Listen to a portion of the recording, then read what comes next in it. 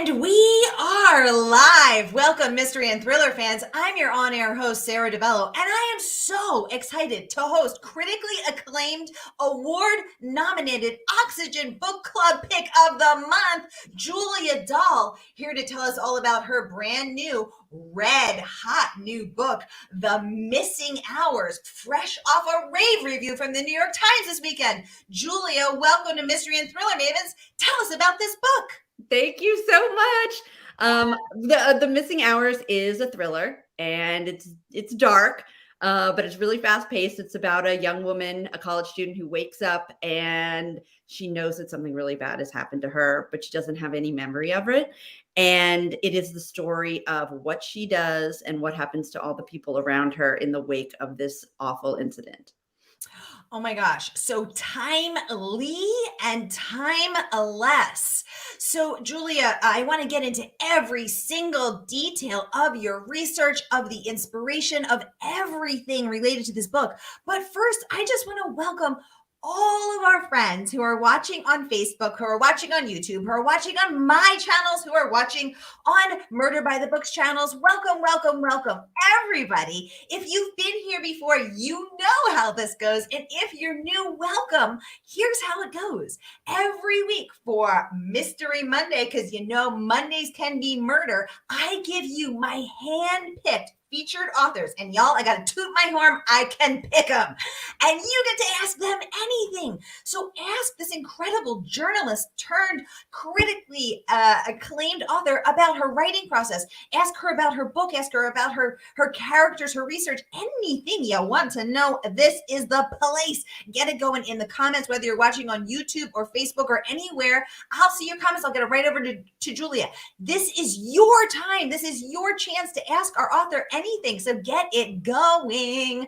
Christina Powers, welcome. She says, hi, ladies. She is, of course, a politically read girl on Instagram. She's a book influencer. Great to have you here, Christina, as always. Leslie is saying hello from Canada. That's her signature Canadian hello. Leslie, great to have you here. Mystery and Thriller Maven, top community member. Always a pleasure to see you. Thanks for joining us. George Beach, good afternoon to you. Great to have you here as always, sir. Sharon says, good afternoon, ladies. Sharon, great to see you. Thanks so much for joining us. So, y'all, I got a lot of questions for Julia, and I know you do too, so get them going in the comments. But I'm going to kick off because I have so much I've got to know about. So, in case you missed it this weekend, oh, Jody's saying hi from Texas. Hey, Jody, welcome. So great to have you. Thanks for joining us. So if you missed it, Julia got an amazing, let's say, rave review from the New York Times this very weekend, who said that this is an adventure thriller and a great reckoning with the moment we find ourselves in, which is kind of amazing because it takes a while to write this book. You didn't just write this last week, Julia. So you wrote it before the reckoning. Tell us why this book, what's the inspiration? Give us the backstory. Give us some secrets. It's true. I started writing this book actually before Me Too. I mean, this is a book about the impact of sexual assault and just about the world where sexual assault victims are never believed and are thought of as really sort of, they're almost like the perpetrator themselves. You know, what were you wearing? Why did you get so drunk? That kind of thing, right? So that is sadly not gotten any better since Me Too. And I started writing before that. But the main impetus for this book was I used to be a crime reporter. I was working at CBS News back in 2012. And there was this crazy story out of Stevenville, Ohio about a high school girl who got really drunk at a party and was assaulted. And the boys there took pictures of her and sent them all around the school and the town. And she had no idea what had happened. And then all of a sudden pictures are popping up like on her friends' phones. And I couldn't, you know, the boys a couple of them ended up being behind bars for a very little while. But the thing I couldn't stop thinking about was like, what would it be like to be this girl and have the most humiliating, traumatic moment of your life documented and spread around? And then also, what would it be like to be her best friend and her sister and her family? And I could not stop thinking about that. And so when you're a writer, you get obsessed with something, you know, you have to write about it. So a few years later, I started writing The Missing Hours. very cool. And I like how you said what, because I remember that case, and I'm sure a lot of us in the audience do. Let us know if you remember that case. And what I like is that you were thinking about what was it like to be this girl, but was it like to be her friend, to be watching this go down in real time, and all of the very complex, wounding, shocking, crazy things that spin out from there. Christina is saying that this was a phenomenal book. Thank Christina, you. thank you. Let us know what you loved most about it, because I know you read a lot there. What did you find phenomenal about it? Let us know in the comments. So Julia, the Sun Sentinel also gave you a rave review, calling this a provocative and timely standalone novel about revenge, sexual assault, and manipulation. Again, that word timely, but again, you started writing this before me too. So timely, and also sadly timeless. What do you hope that people take away from this book? I hope, I made the main character is a woman named Claudia Castro, and she's 19 years old, and she's beautiful, and she's wealthy, and she's sort of fabulous. She's kind of like a girl about town in Manhattan. And she's got a lot of Instagram followers. She's one of those young women who is, very sexy and uses and kind of, takes pictures of herself in bikinis and puts them on Instagram. And why not, right? If you're sexy and 19, I have no problem with that.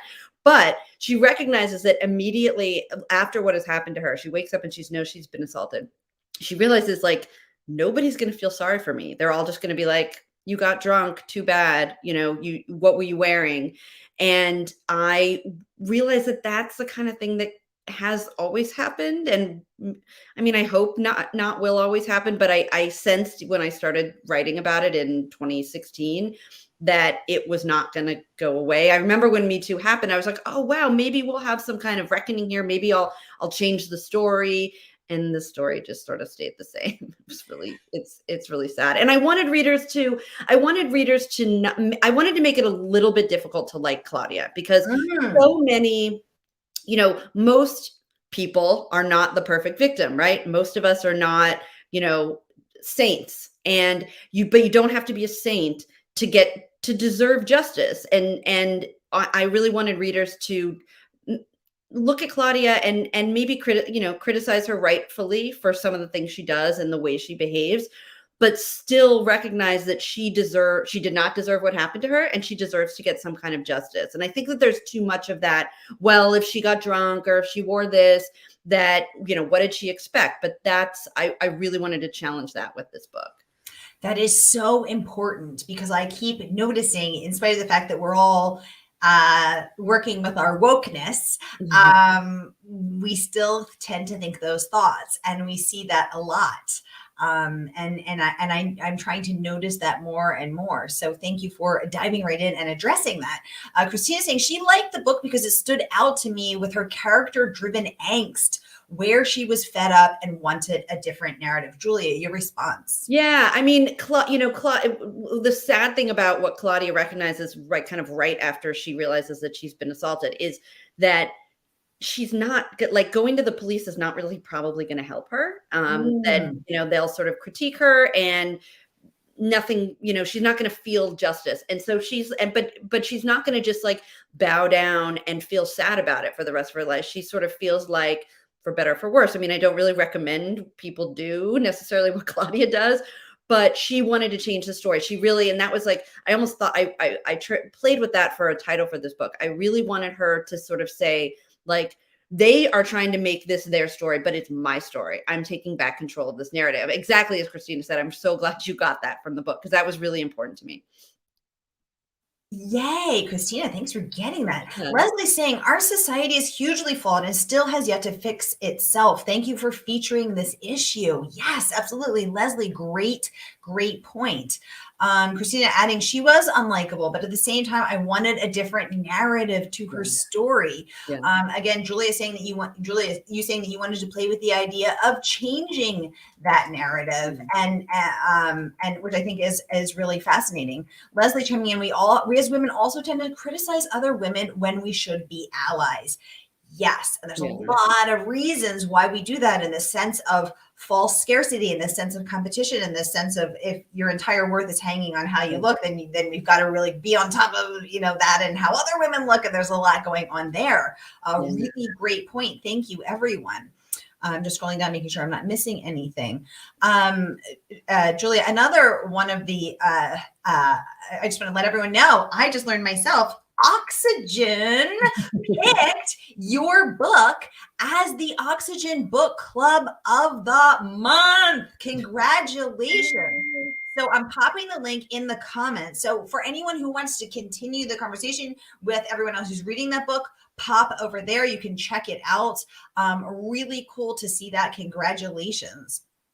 Another one of the many reviews that I loved was from Alafair Burke. She said, The Missing Hours is not only a dark and well-paced thriller, but also a thoughtful exploration of the meaning of vengeance, survival, and justice. As a crime reporter, Julia, let's talk about justice. How did your background as a crime reporter influence your concept of justice? Right. I mean, so much of what I learned as a crime reporter is that the quote unquote justice system doesn't work for so many people. And so many people could turn to the system hoping that they'll get justice, but it doesn't really work that way. And I mean, the number of women who even report their sexual assaults, right, is like a very low percent. And the number of people who are sexually assaulted and end up, going through the whole thing where they actually arrest somebody and then they actually go to trial and they actually convict somebody, it's like vanishingly small. And you don't really know that as a kid growing up. You think like, oh, well, if something bad happens to me, I call the police and everything will be fine. And that's just not how it works, right? Especially with sexual assault, but even with other crimes. One of the things that I found out early in my career, I wrote a profile of a young Black woman who had escaped Hurricane Katrina and been displaced, and she was murdered like 6 months after Katrina in Houston. And it is now 15, 16 years later, and they've never made any progress on her case. And from that made me mad, right? And I remember thinking, like, if that was my sister and she was found murdered and nobody pays for it, I don't know how I would go on. But then I start looking into it and I realize that especially for young women of color, if you are murdered, you are that case is not likely to be solved. And in many cities around the country, fewer than half of homicides are actually solved with like an arrest and a conviction. And like, that's the kind of stuff that you don't think of when you're a kid. You think like if somebody kills somebody, they go, they get the police investigate, everybody's watched Law and Order, and almost all the time the bad guy gets convicted, or at least he gets put on trial. But investigations are wildly imperfect. And that kind of lack of justice for so many people, especially women of color, made me so mad when I was a young reporter. And I really wanted to sort of focus on the problems in the justice system, which is what I sort of feel like I tried to spend a lot of my career as a journalist doing. I love that. As I was researching my next book, I was shocked to realize how many murders go unsolved. Solid 30% today go unsolved in the United States. And I think I sort of had this, ego-driven arrogance. Oh, in the US, we have such a good sense of justice here. Right. And, we 99, I would have guessed 99% were solved. Poor jerk, no, you have a 30% chance of getting away with murder today. 2001 in some cities, like more than 50%. Yeah, it's shocking. It really is. And I think the other thing that's most shocking is that most people who are murdered by someone they know. It's not totally shocking. Right. The joke of like, it's always the boyfriend. Like, it's often the boyfriend. And and certain segments of the society are even less likely than 30%, right? Like certainly like God, if you happen to be a sex worker or if you've done drugs or if you don't have a home, like your murder is not a priority for police, and your sexual assault is not a priority for police. Right. This behind the scenes #BTS on murder from a crime reporter is eye eye-opening, y'all. Oh my goodness, Yeah, totally. eye-opening. Christina is saying thank you for the kind words there, Julia. I want to welcome Rebecca, welcome Patty, welcome Karen, welcome LA. Welcome Sharon. I'm making sure I didn't miss anybody. Okay, just I'm scrolling through the comments because I want y'all to get your time with this author. Okay. Christina saying your statement regarding unsolved cases, and now this case is has full blown attention of the country on top of the FBI. Jody saying this is shocking. Jody, right? I was shocked when I learned it. LA Chandler saying the numbers are terrifying, right? LA? I mean, they really are. She said it's why Julia's books are so important. Yes, absolutely. And especially that extra layer of accountability and care with details as a former crime reporter. I mean, I doubly respect that. So I love that. Sharon saying, what a sad statistic. Sharon, it's shocking, right? Christina, bringing up the cool questions as always. Yes. What is your opinion of the Gabby Petito case? All true crime people like me. I mean, we're just watching and tell us. So I am of two minds about this case. First of all, obviously, it's like a total disgusting tragedy, right? And like, you know, a young woman goes missing. You know, I don't know if her boyfriend did it, but he certainly is not. You know, I would hope that if I went missing, my boyfriend would be a little more forthcoming in trying to find me. We'll leave it at that. But one of the things that bugs me about this case is that so many women go missing, and Gabby, again, it's a total tragedy. You know, she's pretty and blonde and white. And so it makes she's perfect for headlines. She's perfect for pictures. She always already had a million, you know, like lots of Instagram followers. She's sort of like that. She's an easy victim to like, right? She's beautiful. She seems kind of, you know, innocent in a way. And, you know, but we don't get that excited about the hundreds and thousands of missing girls who are not white and cute and, you know, who are not documenting their lives on van life and stuff. And so I just like, part of me is like, there is a little bit of a problem with the way the media gets like salivates over a story like this. And there is something kind of gross about like all the pictures of her. And she's so like we care that she is found, but there's also a sense of like, we're selling her. We're using her to sell like our ads and watch more CNN so you can, you know, get more updates on the Gabby Petty case. But like, you know, the numbers of like Indigenous women who go missing every year in that part of the country is shocking. So again, two minds. I am very hopeful that they find this boyfriend, right? I mean, like he shouldn't be able to just run off. But I also feel like as somebody who I care a lot about the media and I care a lot about the way the media portrays criminal justice and portrays, you know, who really are the main victims of society, there's something like a little bit icky about the focus for me. I don't know if that might be a lot to wade through there because it's so true. And balancing all of these needs with, you know, she's an easy victim to like. It's interesting. It's such a switch in your brain to think about victims in that way. Who's easy to like? Who's going to sell? Who's going to keep people watching through the commercial? Who's going to get people to buy that paper? Is it the cute blonde, you know, the perky cheerleader? Right. Like she's someone who gets all the attention, and there are lots of missing and murdered women all over the country and don't get any attention. But at the same time, like for her family, this is 9/11 times 10. I mean, this is the worst thing that will ever happen to them. It will traumatize them for the rest of their lives and all the people that love her.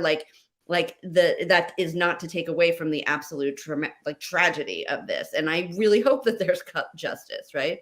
Absolutely. Absolutely. Christina's saying that's exactly what she said to her mom yesterday. The attention of this case in comparison to other cases, really concerning. LA chiming in saying, agree, it's the wealthy and or media sellable victims who have a still remote chance of justice. And again, such a bizarre switch in your brain to try to think of it that way, but indeed that's what we're seeing, and that's what we need to be talking about and need to be realizing. Sharon saying, buying your book from Murder by the Book now. Yay, Sharon, thank you so much. Sharon. She says this issue has to be addressed and must stop being the woman's fault. Amen, Sharon. Preach, girl. And thank you for supporting a woman-owned independent bookstore. You rock. Thank you so much. I'm going to put the link to buy the book so everyone else can grab it too from Murder by the Book. Support a woman-owned independent bookstore. Let's vote with our dollars, y'all. Let's get those books going. you know what I realized? I used to think of voting as something I did every 4 years. No, it's every time you swipe that credit card, you're voting for the world you want to see. You're voting for the authors you want to see. You're voting for the stores you want to see. That's your vote every time you swipe. So swipe for a good cause. Sarah, you are the best saleswoman ever. Can I carry you with me all the time? Oh my God, you carry me in your purse. I ride on a little piggyback. I go to NYU with you and I listen to and then I pop out and wave your book around. I do that. Woo! Okay, what other questions do y'all have? Alex Segora, who was on the show last week or the week before, raves. Let me find, where did I put his? He said Julia Dahl is one of the most vibrant voices in crime fiction, and The Missing Hour solidifies that with a timely, explosive novel that feels all too real and echoes greats like Megan Abbott and Allison Galen. I couldn't stop thinking about this haunting, propulsive novel that will stick with me for a very long time. Rave review from Alex there. Julia, your response. I mean, well, first of all, Alex is the ultimate mensch. He is like one of the things that I love. I wrote my first novel. It came out in 2014, and I just, when you write your first novel, you're just alone in your room. You don't know if anybody will ever read the book, and you just are passionate about it. And it came out, and I decided to go to, my agent said, you should go to this conference, VoucherCon. It's like a conference of mystery writers every year. And I was like, okay. So I went. I didn't have a kid, so I could get on a plane, just go with very little preparation.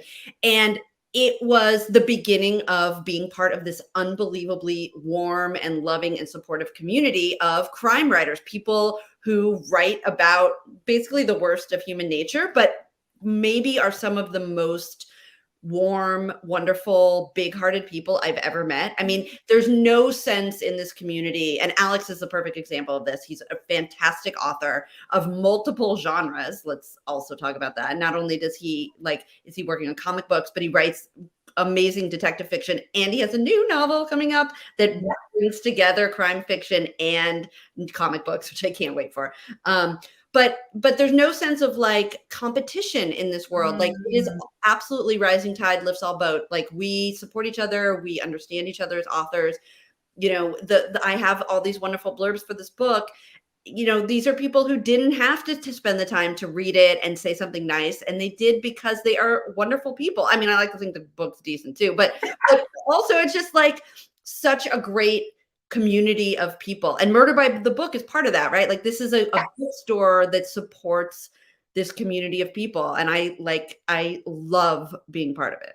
Yeah, I have to say, having segued over from some other world, I couldn't believe how nice the mystery and thriller world is. I couldn't believe how great the readers are. I couldn't believe how great the other authors are, how great the booksellers are. I actually was like, am I being punked? Am I on candid camera? You guys can't be this nice. It can't be true. I'm being tricked or something. But no, people are just this great because everybody here is united in their love for reading, and there's enough for everyone to go around. And I have to say, I love this community. I love my mystery and thriller mavens. I love my authors. I love my readers. Y'all are the best. And I want to let everyone know, I started a Facebook group to continue the conversation. So I put it in the comments. You can join my Facebook group. It's free and open to all. I do giveaways. You can do author requests. You can submit your questions in advance. So click over and join. Would love to have you. I see a good comment here. Barry is saying Julia brings her conscience to everything she tackles, always going beneath the surface. I love Barry is one of my former CBS coworkers who taught me a lot about how to be a crime reporter. Hi, Barry. Ooh. Yeah. He is a long-time crime journalist. So that means a lot. Thank you. Ooh. What did he teach you? What are the three most important things that Barry the most important thing, well, I'll tell you the most important is don't rush. We would be in a newsroom, and, if breaking news is happening and they're like, get it out there. And it's, some awful shooting and we have the numbers of people dead, or we have a possible name of a shooter, but we don't have it confirmed yet. And somebody in the newsroom is going, we need to be first. Hit the button. And Barry was going, stop, make sure you get it right. And that is such good advice. I give my students that advice all the time. Being first, especially in this day and age where everybody, it's 24/7, you're always the first and then you're the last and who cares?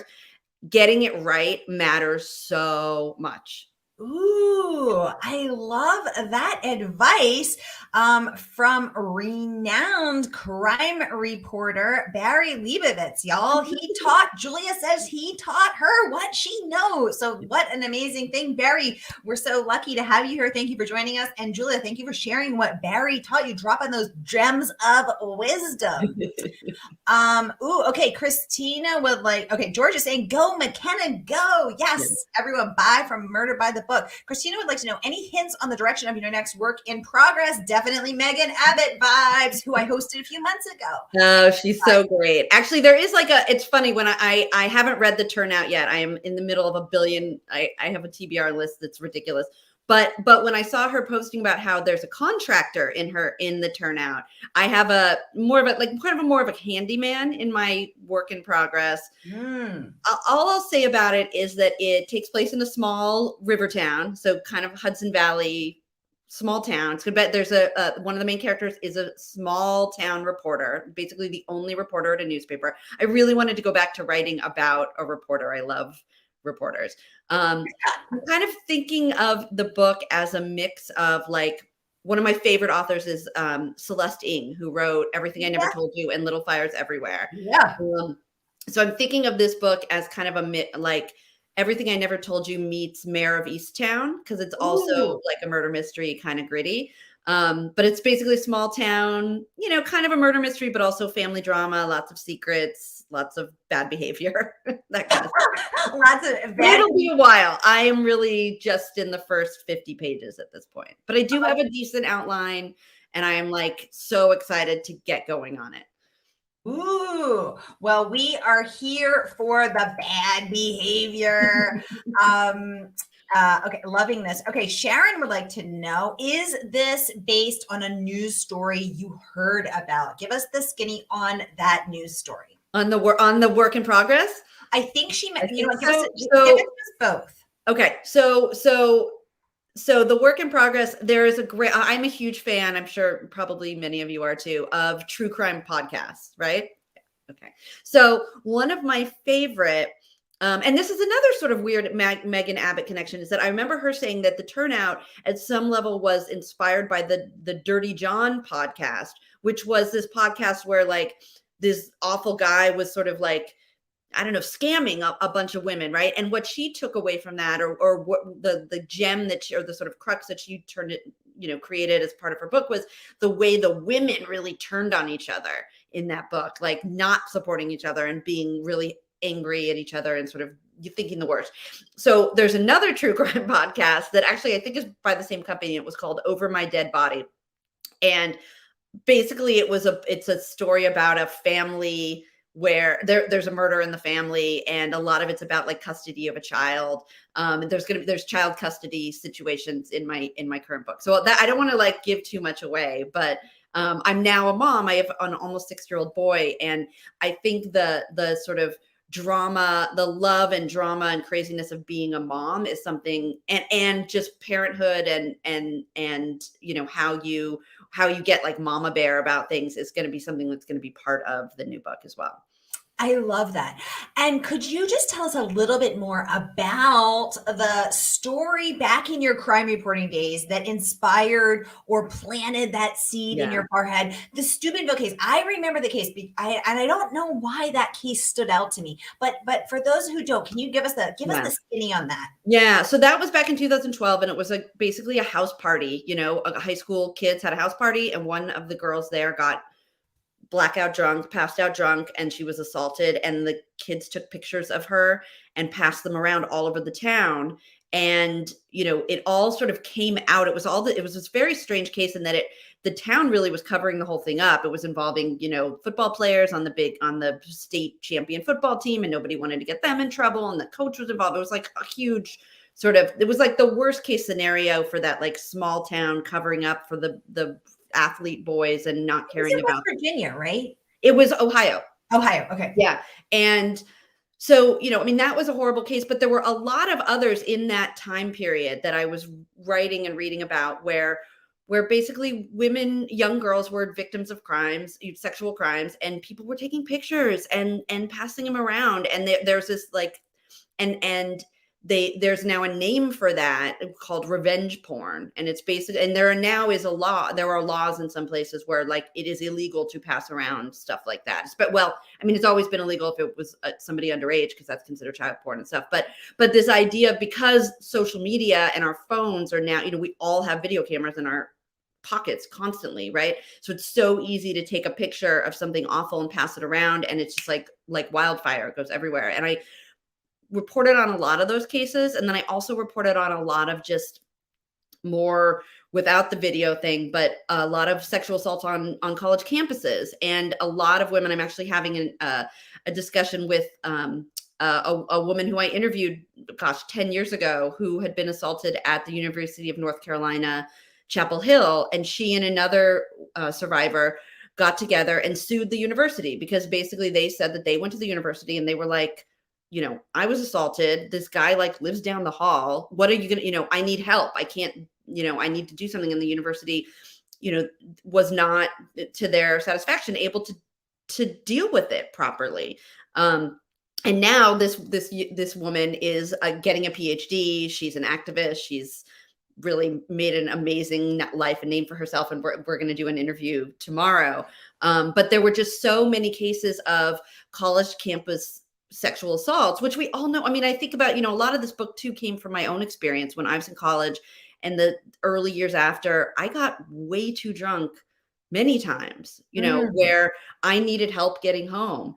And I was just lucky enough that the people I was with didn't assault me. I mean, and that's what it was. It was luck. Like, I was with a guy or a couple guys or a friend who didn't leave me, and I got home safe. And what's the difference between me and, the woman, the big case out of Stanford, Chanel Miller, who wrote a beautiful memoir called Know My Name, which was very much an inspiration for this book. She got too drunk at a party and her friend lost her, and a guy dragged her behind a dumpster and assaulted her. And, what if she had just been with a guy who actually just helped her home, right? Yeah. The luck was she was with a rapist. And I have felt a lot of that in the last few years, thinking like, I just got lucky on those nights when I was too drunk, and that freaks me out. Yeah, that is, it's a sobering thought. Yeah. It's because because the ramifications of that luck or not affect everything. Yeah. LA Chandler saying it's so true about the crime community. Everyone here really roots for each other. LA, totally. It's been such a wonderful, wonderful delight to be here. Barry saying thanks for the kind words, Julia. Yay. George saying being first is so overrated. These stations in Houston are always, we have it here first. And then there are multitudes of corrections. Right. And the problem with corrections is you never really hear them as much as exactly. We, for a while the thing I'm thinking about a lot is one of the stories that Barry and I covered was the Sandy Hook shooting years ago. And initially we all had the guy's name wrong. We were identifying the shooter as his brother because he had been carrying his brother's ID. That's not really okay. you know? And when that happened, because at some level we were rushing and we didn't double check and confirm. Yeah, I'm thinking right now as someone with siblings that I would not want to be held accountable for their actions. Right. And not that they would do anything like that. I mean, but I don't want to be mistaken. It was so funny. Christina saying Little Fires Everywhere is such a dear favorite. I love that book, Celeste. I love her book because they're so obviously they're literary and they're gorgeous books about characters and relationships, but they're also crime novels. Like the first line I think of Everything I Never Told You is she's dead, but they don't know it yet. And then Little Fires Everywhere, of course, is about an arson, like who did it. It's totally a mystery. It's just kind of like not billed that way. Yeah. And what I love about Celeste's books is that it's not that much. Dramatic things are happening, but it's so deeply, richly complex and textured, and you just are devouring it. And I loved the series that became on Hulu with Reese Witherspoon and Kerry Washington as well. So amazing. Cool. I loved it. Jody saying, did you see the TV series starring Jody John starring Crime? I did, Jody. My sister Anna and I devoured that a year and a half, almost 2 years ago at Christmas. We sat there and binge watched it for 2 days straight. We didn't even get up to eat. It was so freaking good. It was so tasty. It was also really frustrating. I was like, woman, wake up. Right. But yeah. Christina's saying she heard the same thing. Insight regarding Meg and Abbott. Love that. Yeah. Welcome, Marilyn. Welcome, Maggie. Great to have y'all here. Thanks so much for joining. Making sure I didn't miss anybody. Oh my goodness, I just realized we're over our time. So, Julia, any parting thoughts or words that you'd like to share with us? Y'all, if we have time for one more question or two more questions, get them going in the comments. I mean, I hope the book, I'll warn you, it's kind of a hard book to read. It's dark and it's about sexual assault. But I really wanted to give voice to someone who this had happened to, and to the family of someone who this has happened to, to sort of get us to be really explicit about the pain, the kind of ripples of pain that this kind of thing can create in not just a family, but in a community. And I also wanted to talk a little bit about, we haven't talked about this at all, but about masculinity and how being a young woman is difficult, but honestly, for a lot of young men, it's difficult too, trying to figure out how do I be the gentleman, but girls also like the bad boy? How do I kind of balance that? One of the main characters is a kid named Trevor. And I really wanted to give him a voice because I think it's hard to be a young person, man or woman. And that was something I wanted to explore too in the book. And then we are often at cross purposes, young men and women, trying to figure out how to talk to each other and interact with each other. That's such a good point. That's a really good point because we are. Christina saying, I just want to thank you, Julia. Your writing is riveting. Thank you. Yay. Oh, that's wonderful. Thank you so much, Christina. I'm just sharing a few other of your amazing rave reviews here in the comments for anyone who wants to check them out. Julia, I'm going back to that thing that you said about the importance of not rushing, which Barry Leibowitz taught you and was key, you said, to being a good crime reporter. How has that impacted your writing as an author? Are you taking your time? How long does it take you to write a book? It took me a lot longer to write this book than I wish it had. And partly that was because it was the first book I'd written as a mom and I just didn't have as much time. And my brain was soft as the mother of an infant. But in terms of taking time, it is really important to me to get things right. My previous series of books was about the Hasidic Jewish community, and I'm Jewish, but I'm not part of the Hasidic community. And I realized that if I was going to write about a community I wasn't part of, I needed to get it right. And so I spent a lot of time interviewing people and having people read the work I'd done and find problems. And even for this book, I did the same thing. I had people who had been victims of sexual assault, and who work with victims of sexual assault read the book to flag things that felt weird or felt wrong, because it's really important to me to honor the real experiences of people. I mean, this is fiction. I made it all up. There's no based on a true story here exactly. But there's a lot of truth in, I want there to be emotional truth and I want there to be psychological truth. And I am really grateful to the couple of women who read this book before it was published, who were able to say this doesn't quite ring true, or I'm not, this wasn't my experience, so that I could at least feel like I was being responsible and in publishing something about, I am luckily have not been the victim of sexual assault. But I wanted to write about, I wanted to be as truthful as I could about what that is like.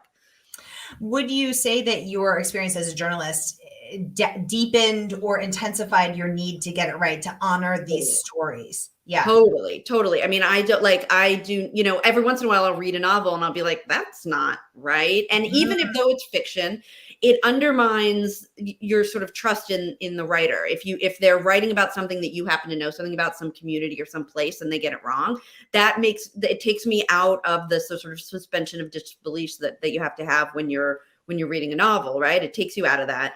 But also I think, being a journalist definitely made me a better fiction writer, partly because I was exposed to so much more about humanity, but also because it forced me to write every day and write succinctly. A lot of sort of young fiction writers, we think that like, I need like 10 adjectives to add to this sentence, or like 15 ways to describe the sky. Like really what people are looking for is, I think, action and truth and specificity, nouns and verbs. And as a journalist, you learn that that's your currency.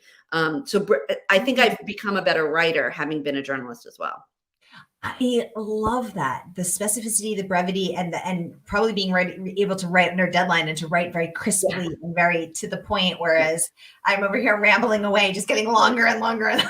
Right. There's I don't know who said it. I mean, everybody, like everything is attributed to Mark Twain, but there's like a great quote about writing it. Like I would have written it shorter, but I didn't have time. Right. Because it's harder to like edit yourself than to just go on and on and on. Exactly. Christina's saying she really appreciates your research, your care to reach out to sensitivity readers to make sure you're getting it right. She's heard others reach out to people to read to make sure that it's sound, and she appreciates that level of detail. Absolutely, Christina. That's such a good point. She's saying S.A. Crosby did that with his latest Razorblade Tears. Absolutely. Y'all, I just want to remind you to grab your copy today. Support a woman-owned indie, Murder by the Book, our favorite bookstore. And don't forget to join my Facebook group to continue this conversation, because there's so much to discuss. Julia Dahl, thank you so much for joining us today. It has been such a pleasure to host you. Congratulations on your amazing, amazing reviews. That rave review in the New York Times Oxygen book club pick of the month. You are just hitting it out of the park, and deservedly so. The Missing Hours addresses so much important things and hooked us good. Please come back and talk to us next time when your next book is out. And Mystery and Thriller fans, I will see you at 7 p.m. and 8 p.m. Eastern, 6 and 7 p.m. Central tonight with Andrea Bartz and Kate Moretti. See you soon. Amazing.